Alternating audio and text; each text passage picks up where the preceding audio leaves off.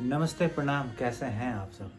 कहते हैं इंसान और मकान टूटकर ही नया बनता है और बहुत सुंदर और शानदार बनता है। एक और कहावत है, आपको सिर्फ आप ही हरा सकते हैं, दुनिया की कोई ताकत नहीं आपको हरा सकती। कहते हैं रावण जो है बहुत शक्तिशाली था, प्रकांड विद्वान था, भगवान का बहुत बड़ा पुजारी भी था और वो 4 ऐसे काम हैं जो करना चाहता था लेकिन कर नहीं पाया। पहला काम था, वो स्वर्ग में सीढ़ी लगाना चाहता था। दूसरा, समुद्र के खारे पानी को मीठा करना चाहता था। तीसरा, उसकी जो लंका थी सोने की थी, वो सोने में सुगंध भरना चाहता था, सोने से सुगंध निकले। और चौथा था कि कोई भी पिता के आगे पुत्र ना मरे। वो शक्तिशाली था, कर सकता था लेकिन कर नहीं पाया। उसके अंदर क्षमता थी लेकिन शायद आत्मविश्वास की कमी होगी। और दूसरा लेजीनेस, आलसी स्वभाव का था शायद वो। ठीक है, कल करते हैं, कल करते हैं, कल करते हैं। तो लाइफ में ऐसी ही चीज़ें हमेशा ध्यान रखें। आपको सिर्फ आप ही हरा सकते हैं। यदि आपके अंदर क्षमता है करने की और आत्मविश्वास पूरा है, उस काम को करने की ठान लीजिए और लग जाइए। सपने वो नहीं होते जो हम सोते हुए देखते हैं, सपने वे होते हैं जो हमें सोने नहीं देते। बहुत ऐसे बच्चे, मैं एग्ज़ाम का रिज़ल्ट आने वाला है और तमाम बच्चों को ये कहना चाहूँगा, सिर्फ सोचने से, ख्वाब देखने से सपने पूरे नहीं होते।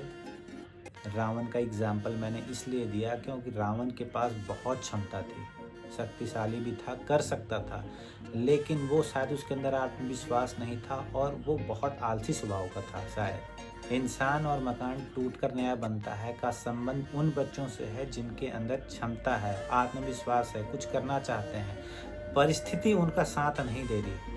तो मैं उन बच्चों को सुझाव यही देना चाहूँगा कि वो टूटे ना अंदर से, बल्कि और भी जोश के साथ, आत्मविश्वास के साथ मेहनत करें और आपको वो मुकाम हासिल होगी जिसका आपने सोचा भी नहीं होगा। ये उन छपरियों के लिए नहीं है जो टीन एज में या कम उम्र में प्यार में दिल टूट गया है का स्टेटस लगाते फिरते हैं।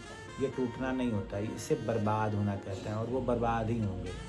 उनका कोई संबंध मेरे इस वाक्य के साथ नहीं है। आप कोई भी काम करने जाएंगे, आपके सामने 4 फेजेस आएंगे और लगभग हर कोई इंसान जो स्ट्रगल करके और ऊंचाई मतलब सफलता की ऊंचाई तक पहुंचता है, उसके लाइफ में ये 4 फेजेस आते हैं। पहला फेज वो होता है कि जब वो कार्य करने की सोचता है और करता है। दूसरा फेज सामाजिक उलाहना का, लोग आपको ताने देंगे, तानाकसी करेंगे, आपके ऊपर व्यंग कसेंगे, मुंह पे भी करेंगे, पीठ पीछे भी करेंगे। आप उस स्टेज को पार कर जाएंगे तो तीसरा स्टेज आएगा जहां लोग आपसे ईर्ष्या करने लगेंगे, जलने लगेंगे, उनके अंदर ईर्ष्या रहेगी। ये कैसे कर रहा है, ये कहाँ तक पहुँच गया, लोग आपका बायकॉट करने लगेंगे। यदि आप उस फेज़ को भी पार कर गए तो चौथा स्टेज सफलता की होती है। और जब आप उस स्टेज पर पहुंचेंगे तो तमाम जितने सारे लोग वो आपको अपने हितैषी के रूप में प्रेजेंट करेंगे। नहीं, मैं तो सोचता ही था, मुझे तो पता ही था, इतना मेहनती है, ये कर लेगा। तो हमेशा 2 चीज़ों का ध्यान रखें।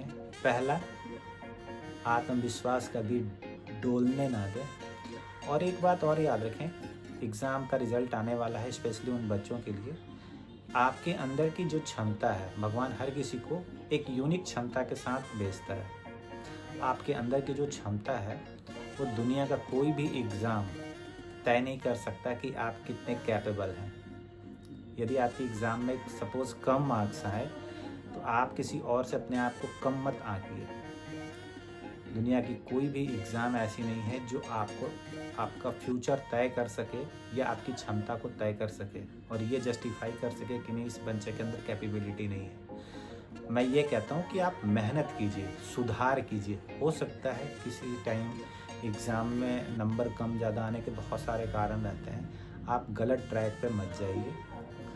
यदि आपसे गलती हो चुकी है उसको सुधार कीजिए और निरंतर आगे बढ़िए और हमेशा आगे बढ़ना इस कॉन्फिडेंस के साथ है, पिछले रिकॉर्ड से नया रिकॉर्ड हमेशा ऊपर की तरफ जाए, अच्छाई में ना कि बुराई में।